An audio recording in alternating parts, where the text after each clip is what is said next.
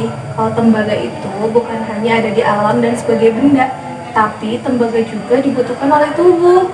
Iya tahu, jadi tembaga itu adalah sumber pangan hewani maupun nabati. Nah, penyerapannya itu tergantung pada asupan tembaga itu sendiri. Nah, untuk tingkat penyerapan CO-nya itu sekitar 50% ketika asupan kurang dari 1 mg per hari. Oh iya, kecukupan tembaga itu dibagi berdasarkan kelompok umur.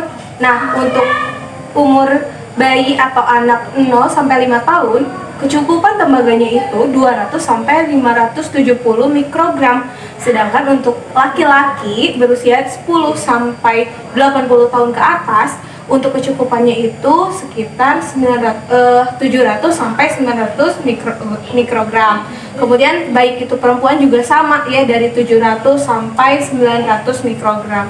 Nah, terus untuk hamil itu biasanya ditambah lagi untuk perempuan ya, untuk trimester 1, 2, 3 itu ditambah 100 mikrogram ya. Untuk menyusui untuk 6 bulan pertama maupun 6 bulan kedua itu ditambah 400 mikrogram. Jadi untuk kecukupannya itu sendiri ya kurang dari 1 miligram ya. Hari ya? Iya, per hari. Oke. Wow banget ya. Oh iya, kalian juga tahu nggak sih kalau tembaga itu terdapat dalam sumber pangan hewani dan juga sumber pangan nabati. Misalnya nih, ada di dalam tiram, yaitu 1,26 mg per buah yang sedang ya ukurannya. Terus juga ada di dalam hati sapi, sekitar 7,68 mg per 50 gram. Terus juga ada di dalam kentang, ada di dalam jamur shiitake, sayuran hijau, buah alpukat, kacang mete, dan juga lobster. Oh, itu kan emang makanannya tuh emang biasa kita konsumsi mungkin ya. Iya, bener banget sih. Nah, terus juga kalian tahu nggak sih gimana metabolisme tembaga di dalam tubuh? Aku juga masih belum paham sih. Kayak gitu. Sebenarnya aku juga ini baca-baca ya dari beberapa sumber gitu. Oke, kan. gimana? Jadi yang pertama, CU itu atau tembaga itu diserap ya dari makanan yang kita konsumsi, dicerna melalui sistem pencernaan, terus nanti diserap di usus halus atau di rumen kita melalui 2 tahap. Yaitu yang pertama ada transport aktif, yang kedua ada difusi pasif. Nah, untuk yang transport aktif, CU itu melalui saluran HCTR dan juga DMT1. Masuknya itu ke dalam enterosit. Nah, kalau yang simple diffusion atau difusi pasif itu langsung masuk aja tuh si CU-nya ke dalam enterosit. Nah, terus nanti di dalam enterosit itu CU itu didampingi oleh berbagai protein seperti glutathione, ATOF1, CCS dan juga COX-17 yang nanti akan mengarahkan si tembaga itu untuk digunakan di dalam sel. Nah, terus untuk transportnya ya dari enterosit ke plasma darah dan juga ke seluruh jaringan di dalam tubuh itu dibantu oleh ATP7A keluarnya. Jadi tetap ya. Iya. Jadi nanti tembaga itu dari enterosit diabsorpsikan atau ditransportkan ke plasma darah, ke hepal atau ke hati, ke ginjal dan juga ke otak. Berarti fungsi tembaga itu bisa juga sebagai kofaktor enzim ya? Bener banget. Tapi sebagai kofaktor enzim apa aja nih? Nah, jadi si tembaga ini itu terkandung di dalam beberapa enzim seperti misalnya seruloplasmin, tirosinase, sitokromoksidase, AL asintase, superoksidismutase dan juga fenol oksidase. Wow, penting sekali ya. Bener banget. Terus gimana untuk perannya?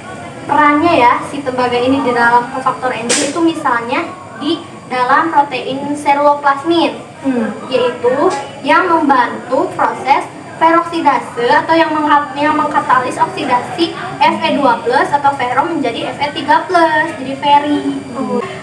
Nah, jadi peran tembaga ini itu menjadi kofaktor enzim seruloplasmin itu gitu kan.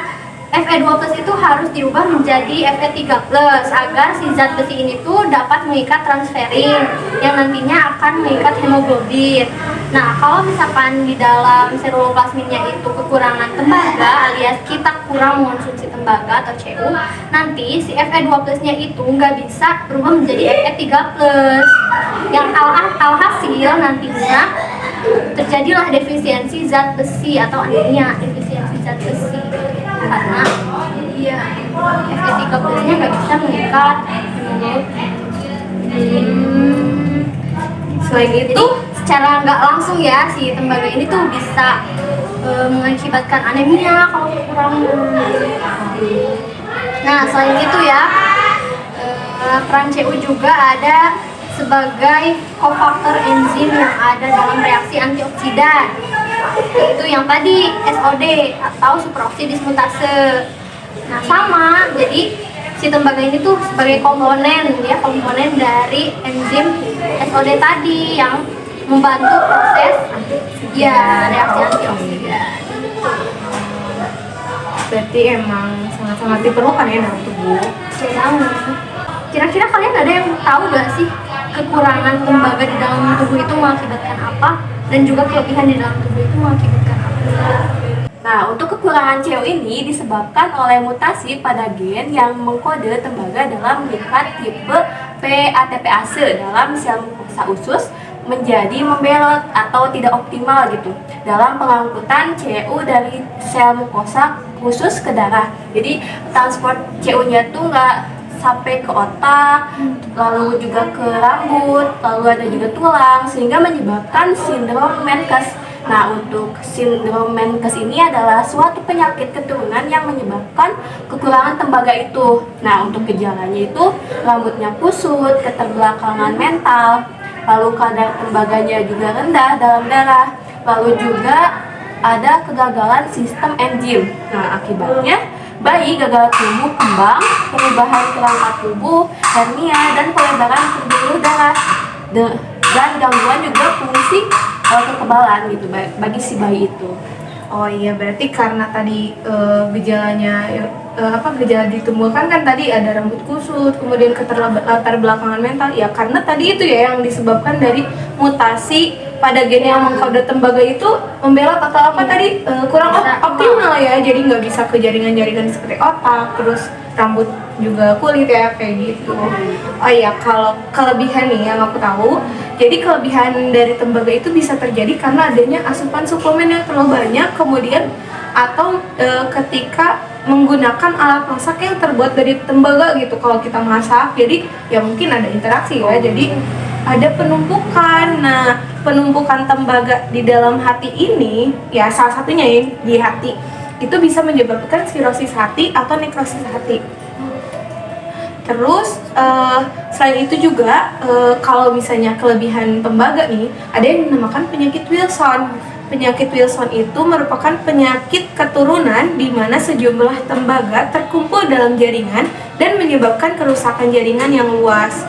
Nah, kalau tadi nih penumpukan tembaga di hati, ya itu hatinya tidak bisa mengeluarkan tembaga ke dalam darah atau ke dalam empedu.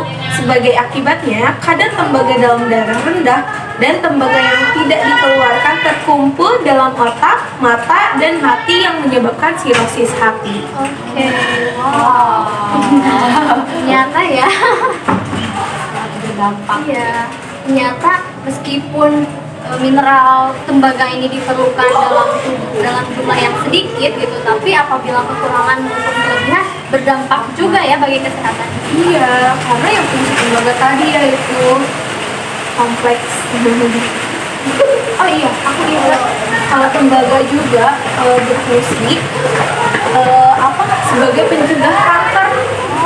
Iya, karena kompleks tembaga dengan klorofil, sodium, koper, klorofilin yang ada di sini, jadi tembaga itu sebagai komponennya gitu. Jadi nanti dapat mencegah kanker.